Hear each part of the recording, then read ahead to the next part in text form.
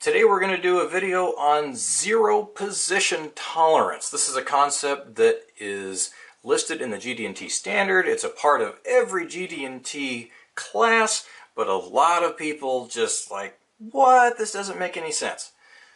So let's get back to making our shelves. We're making thousands of these things and we're producing what? We're producing this part and we're producing that part, and yeah, we're making thousands of these things a day. We've made a gauge that checks the, we're not just using a mating part. If you go back to the gauge design video, we can make a separate gauge to check these parts, and it's not a mating part. It's something that we've made very carefully, calculating the worst case scenario of as big as these pegs can get and as far apart and as close together as they can get.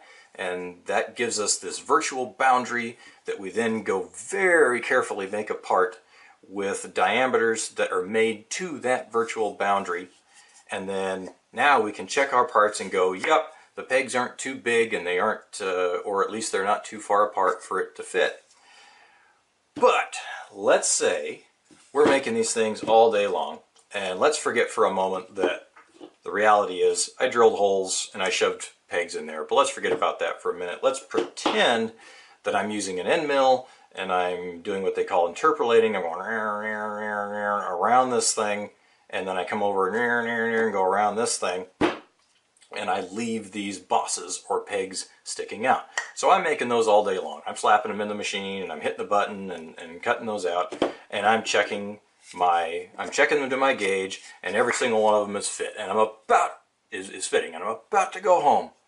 And then an inspector comes over and he says, he starts going through my finished parts bin and he starts checking the sizes and says, hey, you're out of print. I go, what do you mean I'm out of print? They fit my gauge. He says, yeah, but you don't just check if they fit the gauge, you have to check the size. And these things are too big because this thing wore out. You've been using it all shift, and so even though I was cutting wood or whatever, I'd probably be cutting metal, this thing shrunk down in size, it got a little duller, and because the tool got smaller, this peg ended up getting bigger and it got out of print.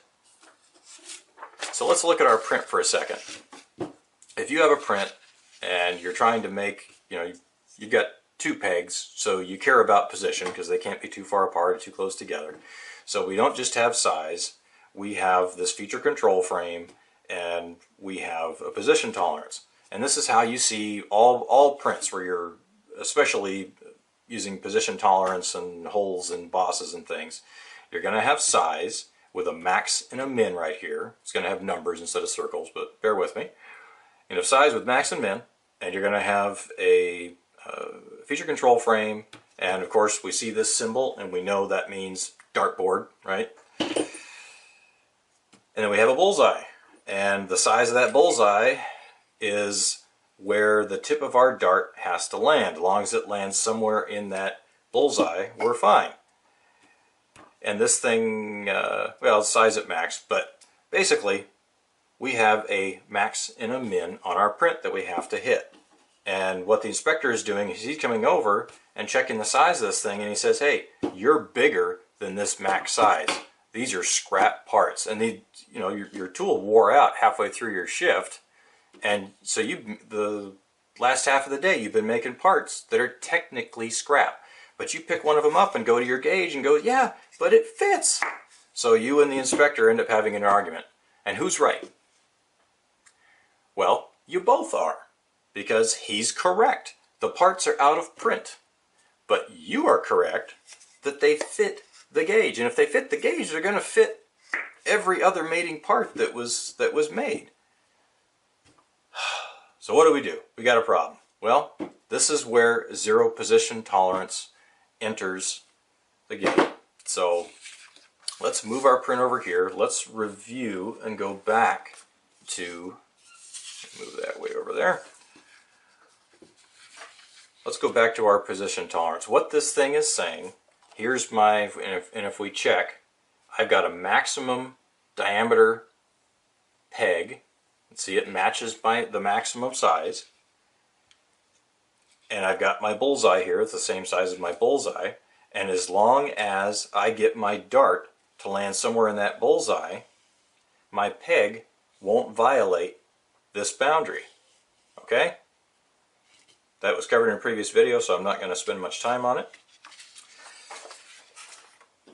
Bonus tolerance. Same deal.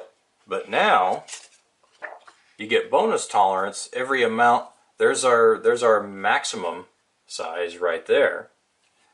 Our bonus tolerance happens when we deviate from our maximum material condition. Because of this M, at max we have this size, but when we get closer to our minimum size, let's come over here. Now I don't just have to follow my bullseye, I can go a little extra into this bonus tolerance region, and my smaller part doesn't violate that boundary. Okay? So we had position at max, and now we've got when we deviate from position at max, we don't violate that boundary. That's the big deal. But what if, when we look at this, let's go back to our maximum. Look at that boundary. Look at how huge that boundary is compared to our peg. Look how much bigger. If I just stayed, I mean, sure, when I get out to the maximum edges of my bullseye, I'm right up against the edge of that. But not all of the parts are going to be right on the edge. I mean, that's just impractical. That's ridiculous. You wouldn't be, how on earth would you be making all of your parts right to the edge of your bullseye? The reality is, you're making parts like this all day, you're throwing darts at the dartboard, and you're landing everywhere. These ones are bad parts, but the ones that are inside the bullseye, they're pretty evenly distributed. Some of them are actually going to be right in the center. So let's say we take one of those parts that is exactly centered in the bullseye. Am I violating my virtual condition boundary? No, I'm not even close. Look how much bigger that sucker could get. And it applies on with the bonus tolerance as well. I'm still, if I'm right in the middle, there's my max. Yeah, so it doesn't really have a lot to do with bonus tolerance, but here we are for the example. So we have an opportunity. This is why some of those parts were fitting the gauge, even though the peg was bigger than this maximum size. So what can we do?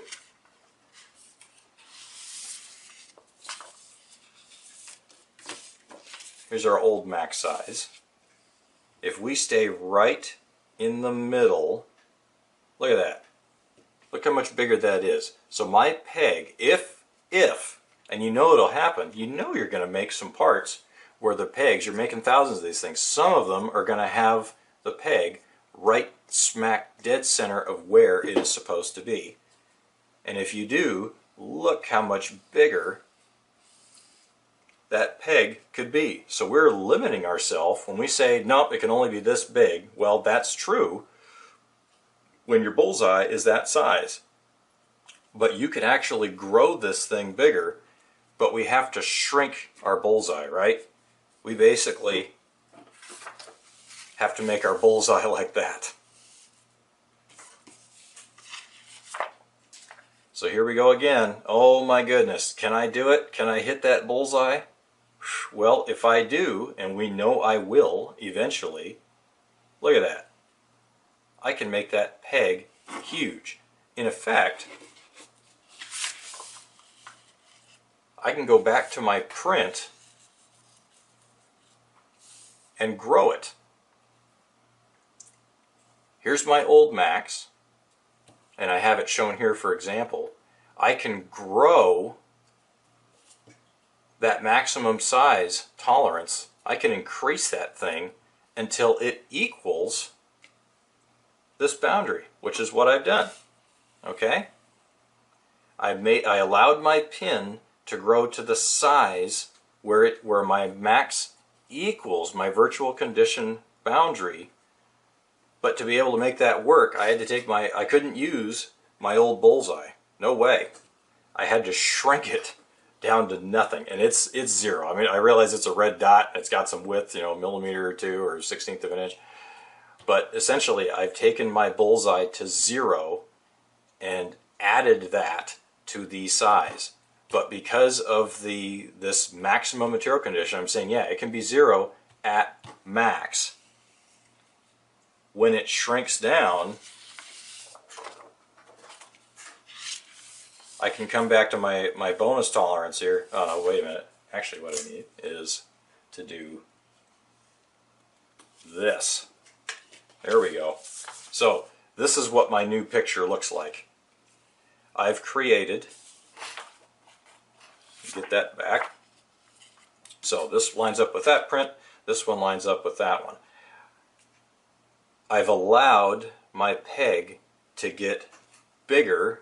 This is my old situation where I was scrapping anything that was bigger than this. I was scrapping it, even though it might actually fit as long as I'm in the center.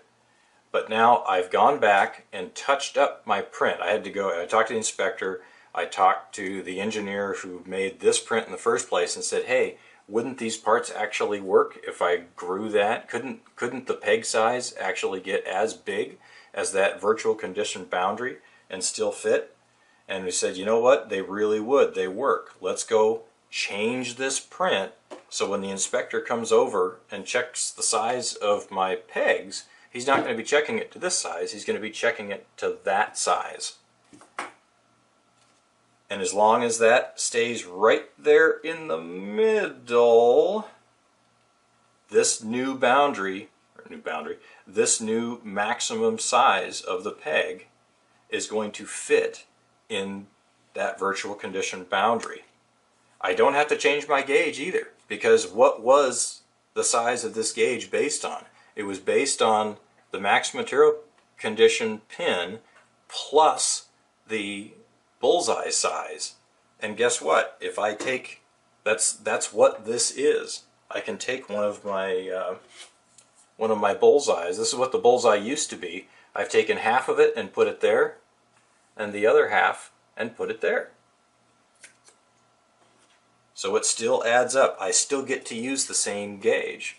In fact, the inspector probably doesn't need to check for this maximum size anymore. He just needs to make sure that I'm not undersized. Because if it was any bigger than this, it wouldn't even, this hole is set to the virtual condition boundary. So if the pegs go in there, you know I'm not any bigger. It's checking size now as well. So this is why 0 position tolerance can work. It is legal, it is possible. Now, don't go targeting this maximum size unless your machine can absolutely nail dead center every single time, because that's not going to happen. But as your tool wears, when you're making these things and the size of that peg is starting to grow, and you happen to make some parts that are all the way up at that virtual condition boundary, the ones that were on center that are still functional parts will now be in print.